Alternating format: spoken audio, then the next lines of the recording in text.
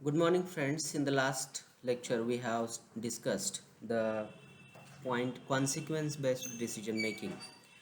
In this particular type of decision making, when one have to think about the consequences of the decision. म्हणजेच मित्रांनो, एखादा निर्णय घेतल्यानंतर त्याचा परिणाम काय होऊ शकतो हे त्या ठिकाणी लक्षात घेणं गरजेचं असतं आणि त्यामुळं त्यासाठी आपल्याला निर्णय घेत असताना त्याच्या चारी बाजूने विचार करणं गरजेचं आहे. म्हणजे what will be the consequences, what will be the effects of this decision on the employees, on the managers, on the owners of that particular institute. We have to think about that and later on the decision must be made. म्हणजेच निर्णय घेण्यापूर्वी चारी बाजूनं त्याचा विचार केला पाहिजे, सर्वांगानं विचार केला पाहिजे, तर आणि तरच आपल्याला चांगल्या पद्धतीचं आउटपुट त्याच्यामध्ये मिळू शकतं. त्यानंतर आपल्याला सगळ्यात महत्त्वाची गोष्ट किंवा पुढचा मुद्दा कोणता लक्षात घ्यायचा आहे तर ड्युटी बेस्ड डिसिजन मेकिंग. मित्रांनो, ड्युटी बेस्ड डिसिजन मेकिंगमध्ये what is your duty that is a very significant matter. Duty based decision making approach is based on the categorical imperative statement of Kant. This approach states that one should do the others only that which one would want done to oneself. This approach focuses on the people. It also considers the ethics of the duty. Various limitations of the duty based decision making approach are given as. आता duty based decision मेकिंगमध्ये नेमकं कोणत्या गोष्टींवरती focus केला गेला पाहिजे किंवा कोणता भाग त्यामध्ये हायलाईट केला गेला पाहिजे हे त्या ठिकाणी महत्त्वाचं आहे आणि ते आपण लक्षात घेणं गरजेचं आहे. It is difficult to know the intentions of the individuals.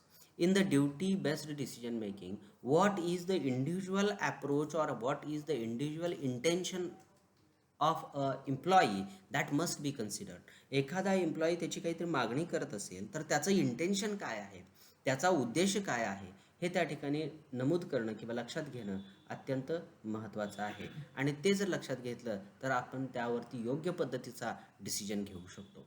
Feelings and the emotions of the individuals can also cause problems. लक्षात घ्या, एखाद्या एम्प्लॉईचं फिलिंग किंवा इमोशन काय आहे की त्याच्यामुळं किंवा त्याच्या इमोशनॅलिटीमुळं, त्याच्या सेन्सिटिव्हिटीमुळं काही लोक भावनिक असतात, तर त्याच्या भावनिकतेमुळं कदाचित इन्स्टिट्यूटमध्ये प्रॉब्लेम होऊ शकतो.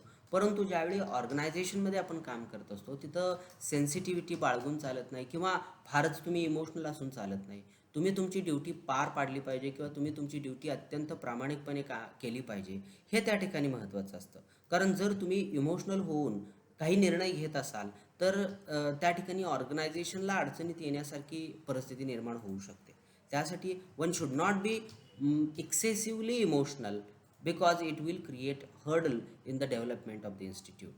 Like the next important point is like the consequence based decision making approach, it also does not consider the human life.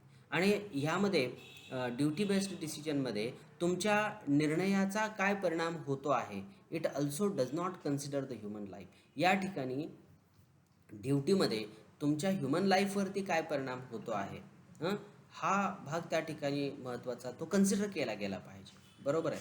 तर हा तिसरा मुद्दा आहे. It is very difficult to collect the intentions of the individuals into a rule. It is very difficult to collect the intentions of the individuals into a rule and test it for universality. लक्षात ठेवा, प्रत्येक व्यक्तीचं जे intention आहे ते वेगवेगळं असतं. प्रत्येक एम्प्लॉईचं जे इंटेन्शन आहे ते वेगवेगळं असतं. कुणाला फक्त पगाराशी मतलब असतो, कुणाला इन्स्टिट्यूटच्या वेलबिईंगचा विचार असतो, कुणाला त्या इन्स्टिट्यूटला अत्यंत यशाच्या शिखरावर बघण्याची इच्छा असते. म्हणजे there is a difference in between the intention of the employee and one have to consider what are the intentions of the individuals, and one cannot collect all the intentions in a rule, in a single roof. लक्षात घ्या, काय होतं की बऱ्याच वेळा एक intention एका व्यक्तीचं दुसऱ्या व्यक्तीचं वेगळं असतं, तिसऱ्या व्यक्तीचं वेगळं असतं. हे अंडर सिंगल रूफ आणणं खूप कठीण जातं किंवा त्यातून एकाने एकच नियम काढणं किंवा एकाने एकच नियम तयार करणं हे अवघड जातं आणि त्याच्यासाठी आपल्याला ड्युटी बेस्ड डिसिजन मेकिंगमध्ये त्या ठिकाणी विचार करणं गरजेचं आहे. आता त्यानंतर पुढचा प्रकार आहे व्हर्च्यू बेस्ड डिसिजन मेकिंग. ह्या प्रकारामध्ये नेमकं काय केलं जातं तर virtue based thinking is where a person thinks about the appropriate virtue or good in a particular decision such as honesty, generosity and justice. It has the following limitations. लक्षात ठेवा, virtue based डिसिजनमध्ये त्या एम्प्लॉईचा प्रामाणिकपणा, त्याची honesty, generosity, उदारमतता, म्हणजे तो किती generously आपल्या इन्स्टिट्यूटकडे बघतोय किंवा किती जनरसली आपल्या कलिग्सकडे बघतोय, त्यानंतर जस्टिस, न्यायभावना त्याच्यामध्ये आहे का, ह्या सगळ्या गोष्टी व्हर्च्यू बेस्ड डिसिजन मेकिंगमध्ये येतात. त्याचबरोबर काही इन्स्टिट्यूटचं माझ्या बघण्यामध्ये असं आलेलं आहे की ज्या कंपनीमध्ये काही खूप व्हर्च्युअस अशा पद्धतीचे खूप चांगल्या गुणांचे एम्प्लॉईज आहेत, तर त्याला एम्प्लॉई ऑफ द इयर अशा पद्धतीचं अवॉर्ड दिलं जातं, अशा पद्धतीचं बक्षीस दिलं जातं. हे बक्षीस का दिलं जातं, तर त्या वर्षामध्ये त्या एम्प्लॉईनं केलेला जो परफॉर्मन्स आहे, त्या कामगारानं किंवा एम्प्लॉईनं किंवा सेवकानं केलेलं जे काम आहे, त्या कामाचं कौतुक करण्यासाठी आणि तशाच पद्धतीची प्रेरणा बाकीच्या लोकांमध्ये निर्माण होण्यासाठी अशा पद्धतीचं अवॉर्ड दिलं जातं. आणि हे देणं पण गरजेचं आहे, कारण त्यातून एक प्रकारचं मोटिवेशन किंवा इन्स्पिरेशन लोकांना मिळू शकतं, एम्प्लॉईजना मिळू शकतं आणि एक चांगल्या पद्धतीच्या कामाला चालना देता येऊ शकते. So it is very important that you should think about the various good qualities of the employees. That is a very important thing. Then applicable virtue of a person is dependent on his thinking and his surrounding environment. आता यामध्ये काय बघा, applicable virtue of a person is dependent on his thinking and his surrounding environment. लक्षात ठेवा, असं म्हटलं जातं, it is said in English that man is the product of the environment he lives. म्हणजे ज्या वातावरणात माणूस राहतो त्या वातावरणातूनच तो तयार होत असतो किंवा त्या वातावरणाचा परिणाम त्या व्यक्तीवरती होत असतो आणि त्या पद्धतीनं त्याचा स्वभाव बनत असतो, त्या पद्धतीनं त्याची वागण्याची पद्धत तयार होत असते. And that is why what are the virtues in a person that is dependent on his thinking and his surrounding environment. त्याच्यावरती ते सगळं अवलंबून आहे आणि त्यासाठी आपल्याला हे लक्षात घेणं अत्यंत महत्त्वाचं आहे किंवा अत्यंत गरजेचं आहे. All the ethics related to the virtue based thinking are based on the judgment rather than specific rules and regulations. लक्षात ठेवा, इथिक्स ही कशाशी रिलेटेड असतात, तर व्हर्च्यू बेस्ड थिंकिंगशी, म्हणजे त्याच्यामध्ये काय गुण आहेत किंवा त्याच्यामध्ये कोणत्या क्वालिटीज आहेत आणि त्याचं जजमेंट प्रॉपर करून मग त्यातून काही रूल्स अँड रेग्युलेशन्स तयार केले जाऊ शकतात. पण सगळ्याच वेळी रूल्स अँड रेग्युलेशन्सचाच त्या ठिकाणी फॉलो करणं उपयोगाचं असतं असं नाही, तर काही वेळा ते रूल्स अँड रेग्युलेशन्स बाजूला ठेवूनसुद्धा काही एम्प्लॉईजना त्या ठिकाणी, ते मॅनेजर्स असतील किंवा ओनर्स असतील किंवा मास्टर्स असतील, ते मालक असतील कंपनीचे, ते मदत करत असतात, आउट ऑफ द वे जाऊन मदत करत असतात. हे का करतात? फॉर एक्झाम्पल, आता आपण काही दिवसापूर्वी कोरोनाची परिस्थिती बघितली, तर मला आपल्याला सांगावंसं वाटतं, चांगली गोष्ट आहे आपल्या धनंजयराव गाडगीळ वाणिज्य महाविद्यालयामध्ये की जे एम्प्लॉईज परमनंट नाही आहेत, CHB तत्वावरती काम करत आहेत आणि त्यांना कोरोना झालेला आहे किंवा त्यांची कोरोना टेस्ट पॉझिटिव्ह आलेली आहे, तर अशा लोकांना रयत शिक्षण संस्थेच्या माध्यमातून आपल्या कॉलेजनं त्या ठिकाणी काय केलेलं आहे, मदत केलेली आहे. म्हणजे आर्थिक मदत असेल किंवा एक त्यांना वस्तूच्या स्वरूपात मदत असेल, तर अशा पद्धतीची मदत केलेली आहे. म्हणजे ह्यातून काय दिसतं, तर हा व्यक्ती परमनंट आहे का टेम्पररी आहे हा भाग महत्त्वाचा नाही घेतलेला. हा भाग महत्त्वाचा काय, की तो व्यक्ती आपल्या संस्थेमध्ये काम करतो आहे, आपली संस्था त्या एम्प्लॉईच्या कामावरती पुढं प्रगतीपथावरती जात आहे, तर याचा विचार करून संस्थेनं आणि महाविद्यालयानं एक चांगली स्कीम काढलेली आहे किंवा वेलफेअर स्कीम काढलेली आहे. आणि यातून काय बघितलं जातं, तर त्या एम्प्लॉईनं या अगोदर आपल्या संस्थेसाठी कॉन्ट्रीब्युशन दिलेलं आहे, योगदान दिलेलं आहे आणि मग त्याच्या व्हर्च्यूचा, म्हणजे त्याच्या चांगल्या गुणाचा, चांगल्या कामाचा परतावा म्हणून त्याच्या अडचणीच्या वेळेमध्ये आउट ऑफ द वे जाऊन संस्थेनं आणि महाविद्यालयानं त्यांना मदत केलेली आहे. याचाच अर्थ व्हर्च्यू बेस्ड डिसिजन मेकिंग म्हणजे त्याच्यामध्ये असणारी गुणवत्ता किंवा त्याचे चांगले गुण लक्षात घेऊन त्या ठिकाणी काय केलं जातं, तर त्याला मदत केली जाते. तर अशा पद्धतीनं त्या ठिकाणी आपल्याला हे लक्षात घेणं अत्यंत महत्त्वाचं आहे. त्यानंतर पुढचा प्रकार आहे इथिकल डिसिजन मेकिंग मॉडेल्स. बघा, आता कोणकोणत्या प्रकारची इथिकल डिसिजन मेकिंग मॉडेल्स आहेत ते आपण लक्षात घेऊया. Research on the actual irrational process of decision making situations is limited. Farrell and Gresham developed a multistage model with the three principles of the ethical decision making, which are as follows. Number 1, individual factors. Number 2, organizational settings. And number 3, opportunity to act. हे 3 प्रकारचे महत्त्वाचे तत्त्व आहेत किंवा decision घेत असताना या तत्त्वांचा विचार केला गेला पाहिजे. आणि त्यासाठी आपण ह्या इथिकल डिसिजन मेकिंग मॉडेल्समध्ये काय केलं जातं किंवा कशा पद्धतीनं त्याच्यामध्ये डेव्हलपमेंट करता येऊ शकते हे आपण बघूया. Individual factors relate to the individual and his value system. Organizational settings refer to the environment that advances or prevents ethical actions. Opportunity to act refers to the changes, if at all, of an unethical act on the part of the individual. In a decision making process, it is essential to relate the decisions regarding possible processes to ethical content. Farewell and Gresham also designed a model consisting of the four factors that affect the ethical decision making on the perceived ethical problems, alternatives, philosophical evaluations, and the judgments. These factors are. आता या ठिकाणी या दोन व्यक्तींनी ह्याच्यावरती फेरेल आणि ग्रेशाम ह्यांनी एक स्वतःचं असं मॉडेल डेव्हलप केलेलं आहे किंवा एक अशा पद्धतीची एक यंत्रणा तयार केलेली आहे की ह्या यंत्रणेमध्ये त्या ठिकाणी इथिकल डिसिजन मेकिंग हे चांगल्या पद्धतीनं व्हावं किंवा अत्यंत उत्कृष्ट दर्जाचे निर्णय त्यामध्ये घेतले जावेत, त्यासाठी त्यांनी मॉडेल डेव्हलप केलेलं आहे. आणि ह्या मॉडेलमध्ये सगळ्यात महत्त्वाचे कोणते फॅक्टर आहेत तर हे 4 फॅक्टर आहेत. तर त्या 4 फॅक्टरचा आपण त्या ठिकाणी विचार करणार आहोत. कोणकोणते फॅक्टर आहेत बघा. Personal experience, number 2 organisational norms, number 3 industry norms, and the last one is cultural norms. लक्षात ठेवा, कोणताही निर्णय घेत असताना आपल्याला त्या ठिकाणी तो मॅनेजर आणि त्याचा पर्सनल एक्सपिरियन्स काय आहे, एम्प्लॉईज त्याच्याबरोबर कसं कोऑपरेट करतात किंवा तो एम्प्लॉईज बरोबर कशा पद्धतीनं प्रेमानं वागतो का, कोऑपरेटिव्ह फिलिंगनं वागतो का, ह्या गोष्टी लक्षात घेणं गरजेचं आहे. Number 2 organisational norms. कोणताही निर्णय घेत असताना संस्थेचे जे काही नियम आहेत त्याचं आपण अनुपालन करतो का किंवा त्याचं आपण पालन करतो का हे लक्षात घेणं गरजेचं आहे. त्यानंतर इंडस्ट्री नॉर्म्स, म्हणजे ऑर्गनायझेशन हा लोअर पार्ट झाला तर त्याच्यावरती इंडस्ट्री मोठ्या प्रमाणावरती जे होतं तर त्या ठिकाणी इंडस्ट्रीचे काही नॉर्म्स आहेत का. आणि सगळ्यात शेवटी आपल्या संस्कृतीचाही विचार त्या ठिकाणी केला जातो, ते कल्चरल नॉर्म्समध्ये होतं. आणि त्यासाठी ह्या मॉडेलचा विचार, हे जे फेरेल आणि ग्रेशाम यांनी जे डेव्हलप केलेलं मॉडेल आहे त्या मॉडेलचा विचार करणं या ठिकाणी अत्यंत महत्त्वाचं आहे. To some extent, these models look complementary as they try to examine the multiple influences on the ethically hypothetical situations rather than on actual decision-making procedures. लक्षात ठेवा, यामध्ये काय नेमकं केलं जातं, they try to examine the multiple influences on ethically hypothetical situations, की त्याचा परिणाम काय होणार आहे ह्याच्यावरती फोकस केला जातो आणि ते गृहीतकाच्या स्वरूपामध्ये केला जातो. ही गोष्ट आपण गृहीत धरून त्या ठिकाणी निर्णय घेतला जातो. बेसिक काही एन्व्हायरमेंट जे आहे ते एन्व्हायरमेंट लक्षात घेतलं जातं आणि मगच त्या ठिकाणी पुढचे निर्णय घेतले जातात. तर अशा पद्धतीनं आपण ह्या दोघांचं जे मॉडेल आहे त्या मॉडेलचा विचार केलेला आहे.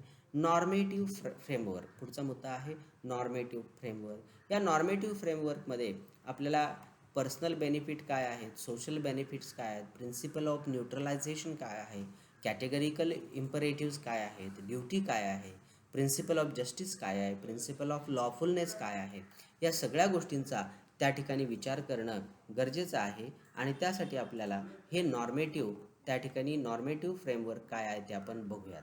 The application of the normative theory explains ethical decision making, clarifying two important points. First is normative theory is idealistic and not designed for the purpose of explaining or predicting behavior. लक्षात ठेवलं पाहिजे की नॉर्मेटिव्ह theory ही आयडियालिस्टिक आहे आणि ही केवळ आणि केवळ त्या ठिकाणी प्रिडिक्शन बिहेवियर, म्हणजे भविष्यात काय होईल किंवा कोण एम्प्लॉईज कशा पद्धतीनं वागतील हे त्याच्यामध्ये गृहीत धरलं जात नाही. आणि त्यासाठी नॉर्मेटिव्ह फ्रेमवर्क हे आदर्शवादी आहे असं म्हटलं जातं. As it is idealistic it may not involve actual and practical situations. लक्षात घ्या, ही आदर्शवादी विचारसरणी आहे किंवा आदर्शवादी विचार प्रक्रिया आहे किंवा डिसिजन मेकिंगची प्रोसेस आहे की ज्याच्यामध्ये प्रॅक्टिकल किंवा ग्राउंड लेवलवरती कशा पद्धतीनं प्रॉब्लेम्स येतील ह्याचा विचार केला जात नाही. आता दुसरा भाग महत्त्वाचा बघा. Second, using a normative approach lacks validity because few decision makers make normative theories from daily processes. The normative ethical framework may also neglect the situation where an individual possesses conventional ethical norms because of the situational variables. Within normative ethics, differences exist between the deontologists and the theologists, they differ on the basis of evaluation and the concept of morality. लक्षात ठेवा की या ठिकाणी नॉर्मेटिव्ह ethics काय आहेत किंवा नॉर्मेटिव्ह ethics कशामध्ये differences होतात. त्याचबरोबर they differ on the basis of evaluation and the concept of morality. मूल्यमापन आणि नैतिकतेची तत्वप्रणाली किंवा त्याची संकल्पना ह्याच्यावरून त्यांच्यामध्ये डिफरन्सेस पडतात. In the case of deontologists, some actions are right from their origin or may be correct according to some formal principle. However, in the case of the theologists, moral judgments are justified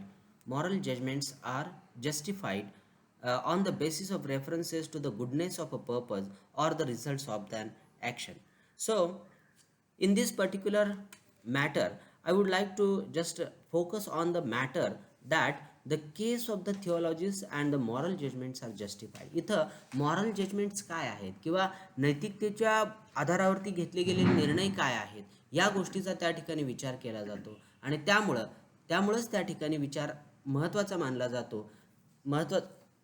मानला जातो आणि त्यामुळं to arrive at a list of the representative normative framework is a challenging task in itself. The framework must not be narrowly focused as this may direct all the actions to short-term benefits. The following are the principles that are most commonly applied in the ethical decisions. आता जे decision घेतले जाणार आहेत त्या डिसिजनमध्ये काय केलं जातं तर एक कॉमन प्रिन्सिपल अप्लाय केलं जातं आणि ते कोणतं प्रिन्सिपल आहे हे या ठिकाणी आपल्याला लक्षात घेणं गरजेचं आहे. बघा या ठिकाणी प्रिन्सिपल ऑफ पर्सनल बेनिफिट. बऱ्याच वेळा काही एम्प्लॉईज स्वतःचा फायदा काय आहे किंवा स्वतःचा बेनिफिट काय आहे हे लक्षात घेण्यासाठीच त्या ठिकाणी काय केलं जातं तर पर्सनल बेनिफिटचा त्या ठिकाणी विचार केला जातो. This framework acknowledges the range to which any action provides benefits to an individual in question. It also acknowledges the right to life and the freedom of an individual over his or her actions or information. लक्षात ठेवा की एखाद्या व्यक्तीचा personal benefit काय आहे किंवा तो व्यक्ती तसं का वागतो आहे याचा विचार या ठिकाणी करणं गरजेचं आहे किंवा तो केला जातो. It also acknowledges the right to life and the freedom of an individual over his or her actions or information. आणि त्याचा परिणाम त्याच्या वैयक्तिक जीवनावरती किती होतोय आणि वैयक्तिक कृतीवरती किती होतोय हे देखील त्या ठिकाणी इथिकल डिसिजन घेत असताना लक्षात घेणं गरजेचं आहे. So principle of personal benefit. Number 2, principle of the social benefit. It acknowledges the need for actions that are beneficial to society. लक्षात ठेवा सोशल बेनिफिट हा त्या ठिकाणी झाला पाहिजे. म्हटलं जातं एक प्रिन्सिपल्स ऑफ मॅनेजमेंटमध्ये असं म्हटलं जातं की the institutional benefit must be at the center instead of individual benefit. बघा इन्स्टिट्यूशनल लेवलवरचा बेनिफिट जो आहे तो अधिक प्रायोरिटाईज केला गेला पाहिजे, अधिक प्राधान्य त्याला दिलं गेलं पाहिजे. कारण इंडिव्हिज्युअल बेनिफिटमध्ये फक्त एका व्यक्तीचा फायदा होत असतो पण इन्स्टिट्यूशनल लेवलवरचा जो बेनिफिट आहे तो अनेक लोकांचा फायदा करून देत असतो. त्यामुळं तशाच पद्धतीचा विचार आपण सोशल बेनिफिटमध्ये केला गेला पाहिजे, प्रिन्सिपल ऑफ सोशल बेनिफिटमध्ये केला गेला पाहिजे. कारण जिथं एका व्यक्तीपेक्षा पूर्ण समाजाचं भलं केलं जात असतं किंवा समाजाच्या हिताचा विचार केला जात असतो त्या ठिकाणी निश्चितपणानं मोठ्या संख्येच्या लोकांना त्या ठिकाणी फायदा होत असतो आणि म्हणून सोशल बेनिफिट त्या ठिकाणी लक्षात घेणं गरजेचं आहे. Principle of neutralization. लक्षात ठेवा it is utilized to diminish the possible impact of the norm violating behaviour. Principle of neutralization. या ठिकाणी न्यूट्रलाइज काय केलं जातं किंवा त्या ठिकाणी प्रिन्सिपल हे काय सांगतं. It is utilize to diminish the possible impact of the norm violating behaviour. म्हणजे जे नॉर्म्स आहेत किंवा जे व्हायोलेट केले जातात, जे नियम आहेत आणि ते व्हायोलेट केले जातात तर त्याचा इम्पॅक्ट काय होतो आहे हे प्रिन्सिपल ऑफ न्यूट्रलायझेशनमध्ये येतं. Categorical imperatives. बघा this framework is based on the idea that an action is morally correct or wrong regardless of its consequences. बघा एखादी आयडिया मॉरली नैतिकतेच्या दृष्टिकोनातून योग्य आहे का अयोग्य आहे हे त्या ठिकाणी लक्षात घेतलं जातं किंवा विचारलं जातं. This is called as categorically imperative. And the next one is duty. An action is original. Principle of duty says an action is originally right because of the duty arising out of a stated or unstated value system. लक्षात ठेवा, कर्तव्य किंवा आपली duty काय आहे हे त्या ठिकाणी स्टेटेड व्हॅल्यूमधून येतं किंवा अनस्टेटेड व्हॅल्यूमधून सुद्धा, व्हॅल्यू सिस्टममधून सुद्धा ते येतं. लक्षात ठेवा, प्रत्येक माणूस आपली ड्युटी प्रामाणिकपणे करत असतो, त्या इन्स्टिट्यूटमध्ये काम करत असतो. प्लस मायनस काही गोष्टी होत राहतात, परंतु त्या ठिकाणी मॅनेजरियल लेवलवरून तो ड्युटी करत असताना कुठं चुकत असेल किंवा त्याच्याकडून काही उणीवा राहत असेल तर त्याला ते दुरुस्त करून घेणं, त्याला ॲडजस्ट करून घेणं, त्याला कोऑपरेट करणं आणि त्याची कोणती चूक होते ती त्याला सांगून त्याच्यामध्ये बदल घडवून आणणं हे मॅनेजरियल लेवलवरचं कर्तव्य आहे. त्याच पद्धतीनं एम्प्लॉईजनी सुद्धा काय केलं पाहिजे की आपल्या लेवलवरती आपण कुठं कमी पडतो आहोत का, किंवा आपल्या लेवलवरती आपण कोणतं योगदान देण्यामध्ये आपली कमतरता तर नाही ना, याच्यावरती विचार केला गेला पाहिजे. आणि हा जर विचार झाला तर डेफिनेटली माणूस आपलं कर्तव्य पालन चांगल्या पद्धतीनं करू शकतो. आणि हे कर्तव्य पालन जर चांगलं झालं तर डेफिनेटली त्या ठिकाणी चांगल्या पद्धतीचं डिसिजन मेकिंग होऊ शकतं. Principles of justice. आता न्यायाचं जे तत्व आहे तर ते आपल्याला काय सांगतं, that it acknowledges the right of the individuals, fair compensation and the fair distribution of the benefits. याच्यामध्ये कामाचा योग्य परतावा आणि कामाचं योग्य विभाजन ह्या दोन गोष्टी महत्त्वाच्या असतात. कधी कधी असं होतं की काही एम्प्लॉईज आहेत आणि त्यांच्यावरती कामाचा लोड टाकला जातो आणि काही एम्प्लॉईजना काहीच काम दिलं जाते, असंही एखाद्या इन्स्टिट्यूशनमध्ये होतं. परंतु ज्या लोकांना कामाचा ताण पडतो किंवा ज्या लोकांना काम जास्त दिलं जातं त्यांच्यावरती एक विश्वास पण असतो की ह्यांच्यावर जरी आपण अननेसेसरी ताण देत असो, जादाचा ताण देत असलो तर ती माणसं चांगलं काम करतील, हा एक विश्वास त्यांच्याबद्दलचा ऑर्गनायझेशनला असतो. परंतु जे लोक कामच करत नाहीत किंवा कामामध्ये चुका करतात त्यांना मात्र त्यांच्या ऐनवेळीच्या मदतीच्या वेळेत इन्स्टिट्यूट त्यांच्या पाठीशी उभं राहत नाही. आणि हे त्या ठिकाणी एम्प्लॉईजनं समजून घेणं, लक्षात घेणं गरजेचं आहे. कारण बऱ्याच वेळा असं होतं की एम्प्लॉईजला वाटतं की मी काही काम नाही केलं तरी चालतं, मला पगार तर मिळतो आहे. परंतु लक्षात घ्या, ज्यावेळी गरजेची गोष्ट असते किंवा ज्यावेळी आवश्यकता असते त्यावेळी इन्स्टिट्यूट देखील हा विचार करते की समोरचा सेवक किंवा समोरचा एम्प्लॉई किती टक्के प्रामाणिक आहे. आणि हे जर त्या एम्प्लॉईनं सुरुवातीपासून जर लक्षात घेतलं तर त्या ठिकाणी त्याच्या आयुष्यात कोणत्याही प्रकारची कमतरता येऊ शकत नाही किंवा चांगल्या पद्धतीचं इथिकल डिसिजन त्याच्याकडूनही होतं आणि ऑर्गनायझेशनच्या लेवलवरून सुद्धा होतं.